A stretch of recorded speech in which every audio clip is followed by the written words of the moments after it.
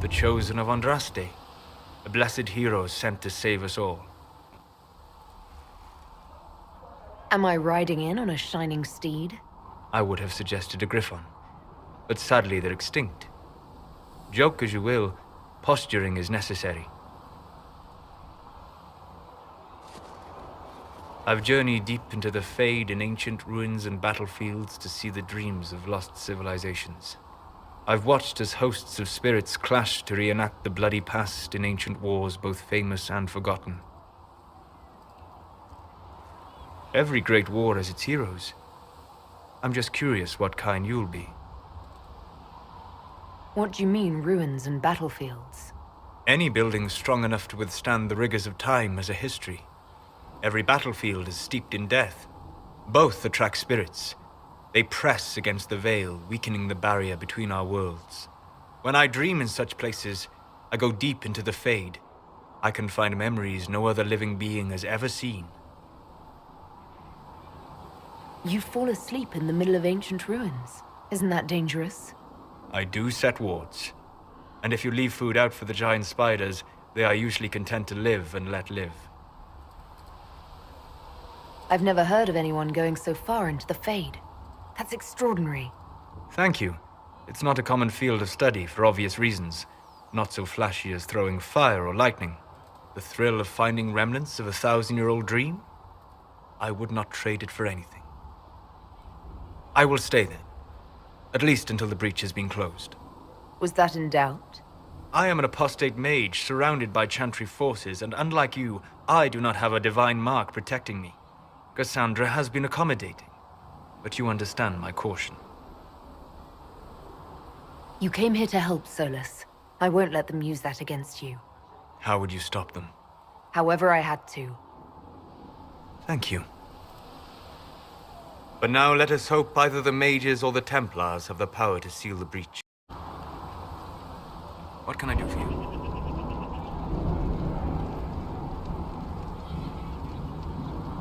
What do you know about the Fade? A great deal from my wanderings. There are few hard facts, but I can share what I have learned. I'd like to know more about the breach. Simply put, it is a tear in the veil between this world and the Fade, allowing spirits to enter the world physically. Small tears occur naturally when magic weakens the veil, or when spirits cluster in an area that has seen many deaths. But your mark allows you to exert some control over the breach. That means it was created deliberately. I'd like to know more about the veil. Circle mages call it a barrier between this world and the Fade, but according to my studies in ancient elven lore, that is a vast oversimplification. Without it, imagine if spirits entered freely. The Fade was not a place one went, but a state of nature like the wind.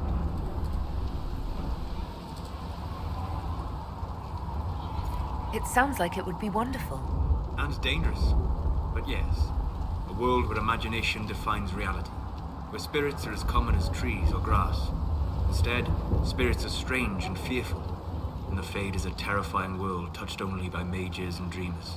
I am glad that I'm not alone in seeing the beauty of such a world, along with the obvious terror. I'd like to know more about demons.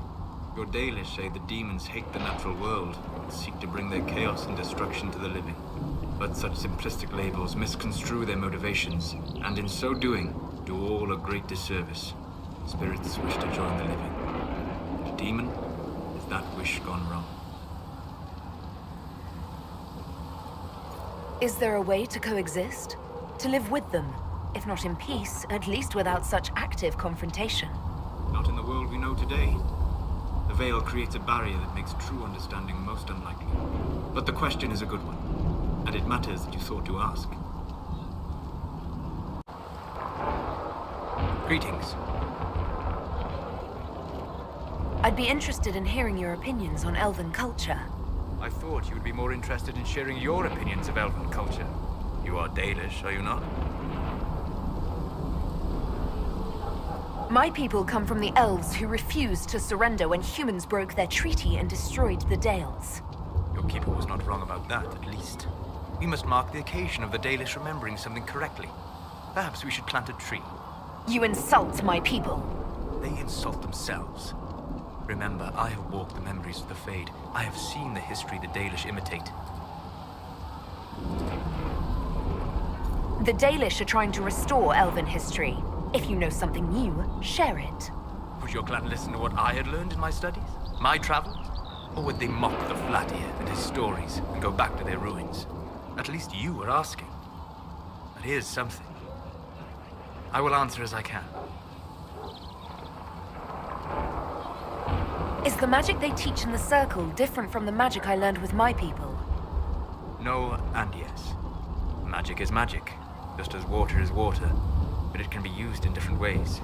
Dalish magic is more practical, not needing chantry approval, although they still frown on blood magic. Superstition. Much of it is more subtle. A legacy from when elves were immortal. The legends of Elven immortality. Did they use magic to increase their lifespan? No. It was simply part of being Elven. The subtle beauty of their magic was the effect, not the cause of their nature.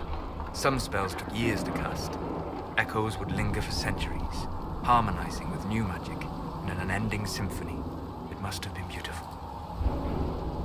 You said that the censure against blood magic was a superstition. I did. It's fortunate Cassandra is not within earshot.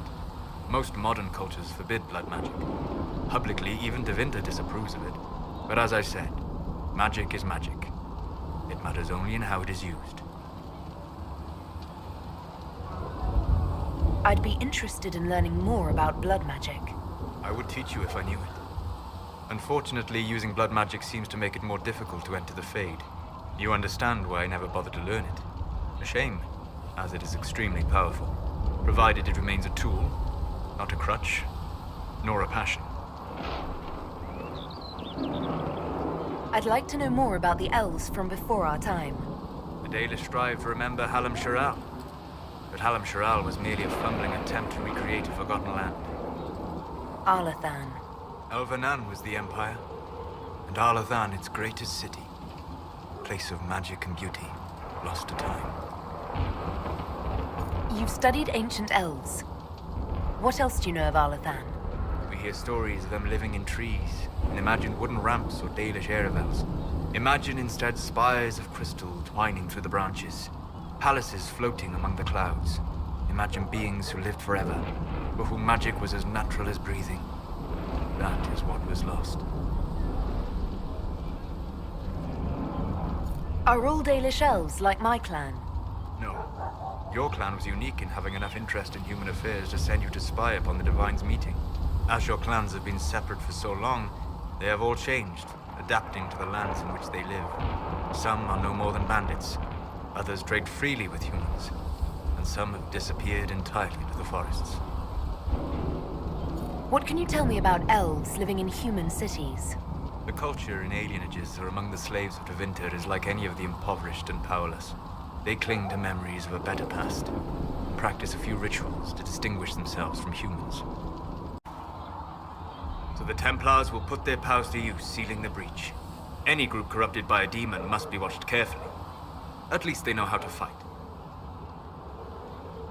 I expected an apostate mage would hate Templars.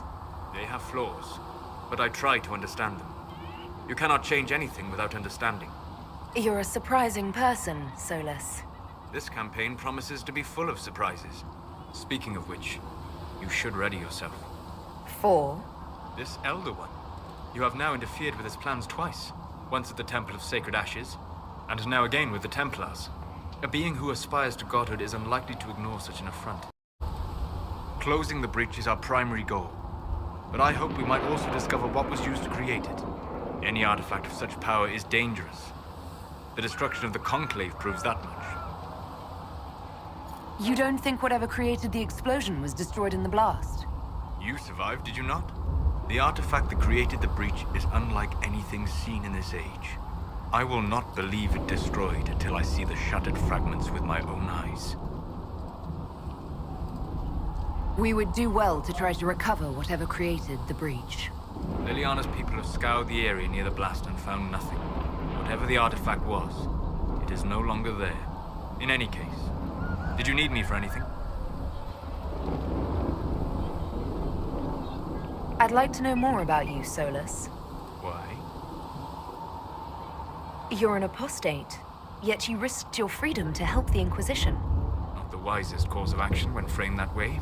I appreciate the work you're doing, Solas. I just wanted to know more about you. I'm sorry. With so much fear in the air. What would you know of me? You said you'd traveled to many different places. This world, or its memory, is reflected in the Fade. Dream in ancient ruins, you may see a city lost to history. Some of my fondest memories were found in crumbling cities, long picked dry by treasure seekers, the best of the battlefields. Spirits press so tightly on the veil that you can slip across with but a thought. Any place in particular? I dreamt at Ostagar. I witnessed the brutality of the Darkspawn and the valor of the Ferelden warriors. I saw Alistair and the hero Ferelden light the signal fire, and Logain's infamous betrayal of Kaelin's forces. I've heard the stories. It would be interesting to hear what it was really like. That's just it. In the Fade, I see reflections created by spirits who react to the emotions of the warriors. One moment, I see heroic wardens lighting the fire, and a power-mad villain sneering as he lets King Kaelin fall. The next, I see an army overwhelmed and a veteran commander refusing to let more soldiers die in a lost cause. And you can't tell which is real? It is the Fade. They are all real. What made you start studying the Fade? I grew up in a village to the north. There was little to interest a young man, especially one gifted with magic. But as I slept, spirits of the Fade showed me glimpses of wonders I had never imagined. I treasured my dreams. Being awake, out of the Fade, became troublesome. Did spirits try to tempt you? No more than a brightly colored fruit is deliberately tempting you to eat it. I learned how to defend myself from more aggressive spirits, and how to interact safely with the rest. I learned how to control my dreams with full consciousness. There was so much I wanted to explore. I gather you didn't spend your entire life dreaming. No. Eventually, I was unable to find new areas in the Fade. Why? 2 reasons. First, the Fade reflects the world around it. Unless I traveled, I would never find anything new. Second, the Fade reflects and is limited by our imaginations. To find interesting areas, one must be interesting. Is this why you joined the Inquisition? I joined the Inquisition because we were all in terrible danger. If our enemies destroyed the world, I would have nowhere to lay my head while dreaming of the Fade. I wish you luck. Thank you. In truth, I've enjoyed experiencing more of life to find more of the Fade. How so? You train your will to control magic and withstand possession. Your indomitable focus is an enjoyable side benefit. You have chosen a path whose steps you do not dislike because it leads to a destination you enjoy. As have I. Indomitable focus? Presumably. I have yet to see it dominated. I imagine that the sight would be fascinating. Have you always traveled and studied alone? Not at all. I have built many lasting friendships. Spirits of wisdom, possessed of ancient knowledge, happy to share what they had seen. Spirits of purpose helped me search. Even wisps, curious and playful, would point out treasures I might have missed. I don't know of any spirits by those names. They rarely seek this world. When they do, their natures do not often survive exposure to the people they encounter. Wisdom and purpose are too easily twisted to pride and desire. You're saying that you became friends with pride and desire demons? They were not demons for me. Meaning? The Fade reflects the minds of the living. If you expect a spirit of wisdom to be a pride demon, it will adapt. And if your mind is free of corrupting influences, if you understand the nature of the spirit, they can be fast friends. You trust these spirits not to possess you the first time you accidentally make a wish? Do you trust your friends not to turn on you? Well, yes, but they're people. Ah, of course. You know what I mean. Are people only people because they are flesh and blood? Is Cassandra defined by her cheekbones and not her faith? Varric by his chest hair and not his wit? You have an interesting way of looking at the world, Solas. I try. And that isn't quite an answer. I look forward to helping you make new friends. That should be... well, That isn't quite an answer either. Inquisitor. I'd like to hear more about what you saw in your exploration of the Fade. I would be happy to share it with you. Tell me about a spirit you encountered. I met a friendly spirit who observed the dreams of village girls as love first blossomed in their adolescence. With subtlety, she steered them all to village boys with gentle hearts, who would return their love with gentle kindness. The matchmaker, so I called her. That small village never knew its luck. Tell me about the old ruins you explored. I found the ruin of Barandur, a lost Tevinter city buried deep beneath a dead and barren wasteland. Volcanic ash had sealed it tight. In one dark moment, every living creature in the city seared and smothered. They were statues in the ashes, like a mold made to recall the lost. Tell me about the old memories you found in the Fade. I saw a savage human horde go marching toward the battlefront. They sang a soldier's hymn to keep formation. The primal music shook the ground. These savage, unwashed warriors carried harmonies no chantry choirs mastered, though their cause was all but hopeless. They sang songs that made the spirits weep. Greetings. I'd like to hear more about what you saw in your exploration of the Fade. I would be happy to share it with you. Tell me about a spirit you encountered. The Alamari crossed the Frostback Mountains to escape a beast they called the Shadow Goddess in their story. I met the spirit that they fled. She walks the Fade along the southern tundra, weeping lonely and forgotten. Great Ferelden formed because a lonely spirit drove her prey away. Tell me about the old ruins you explored. I found an ancient dwarven thaig no longer sheltered by the stone. An earthquake had exposed it all to daylight. 1,000 dwarven corpses lay, the victims of a dark-spawn horde. Their last stand marked by one great ring of armor. In the middle, one small body, clutching tightly to a small stuffed toy. Tell me about the old memories you found in the Fade.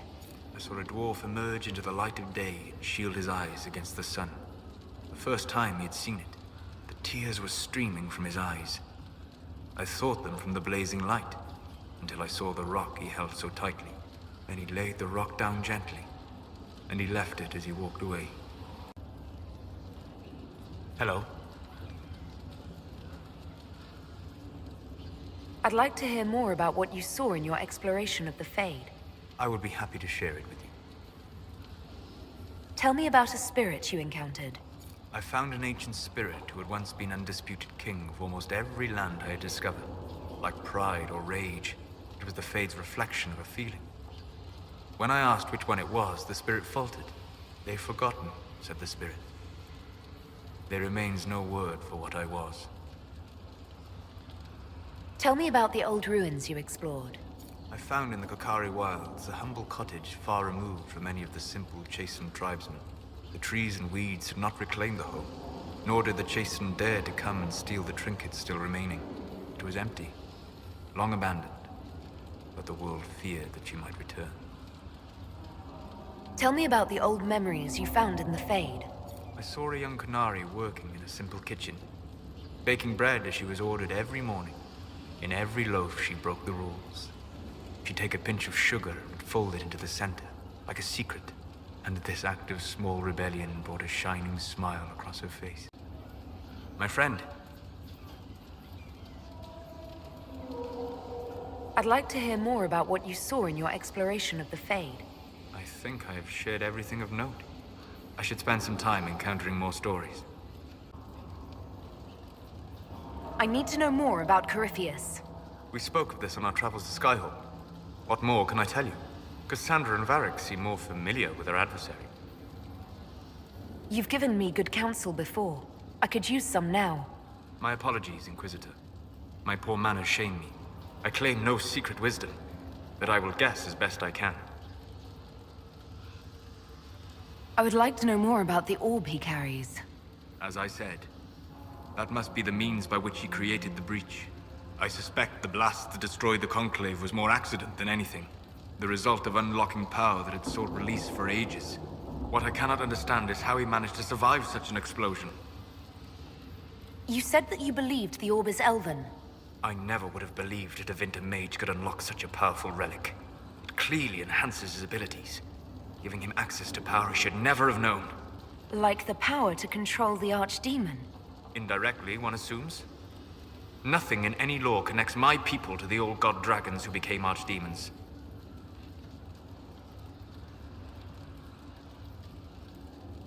What do you think Corypheus will do next? You shamed him when you destroyed Haven. Spoiled his glorious victory. It would be worse to acknowledge that you had done so. He must continue on his course or show weakness. He will return to his plans to throw Olay into chaos, and then conquer it for Devinter. You're sure that's what he'll do? As certain as is possible. Assuming I can plausibly predict a man who seeks to rise to godhood. And can you? The key is understanding this. No real god need prove himself. Anyone who tries is mad or lying. His deception will undo him, as it has done countless fools before. What can you tell me about the source of Corypheus's power? According to the law, the ancient Magistars of Devinter received guidance from the old gods. Corypheus commands a false archdemon, a corrupted old god. This suggests he no longer sees himself as their minion. Some of his unique power comes from the corruption of the Blight. The rest may come from the orb he carries. We'll talk later. Goodbye. I do adore the heady blend of power, intrigue, danger, and sex that permeates these events. You seem more comfortable with a Grand Orlesian ball than I'd have expected. I have seen countless such displays in my journeys in the Fade. The powerful have always been the same. Only the costumes change. Have you seen anything useful? No, sadly. I do not have the look of one of the elven servants, or I might well be invisible. I wonder how masked men live their lives without ever seeing that servants have an entire society of their own. If you want to find something useful, I would pay attention to what the servants do. Have you encountered any trouble with the nobles? The Orlesians do not quite know what to make of me. I have kept to myself, for fear of giving them some purchase to cling to. The food and drink are excellent, however, and the servants have been happy to refill my glass. Do you have any interest in dancing? A great deal. Although dancing with an elven apostate would win you few favors with the court. Perhaps once our business here is done. I'll be back. And well. There are spirits hovering by the veil to observe the thrones of powerful nations, the machinations, betrayals. After our time in Halam Shiral, I understand why. I had forgotten how I missed court intrigue. I'm pleased you had a good time. Political gambits, broken promises, half-truths. It is a palace full of motivation, and motivation is where great things happen. In any event, Celine should now be a steadfast ally, and Briala as well, thanks to your efforts on her behalf. We must stop the Wardens from carrying out this insane plan, Inquisitor. To seek out these old gods deliberately in some bizarre attempt to preempt the Blight. They won't succeed. We're going to stop them together. Thank you. I've been on my own for so long. It's difficult to get used to having the support of others. Those fools and duty. Responsibility is not expertise. Action is not inherently superior to inaction. Forgive me. The entire idea is unnerving.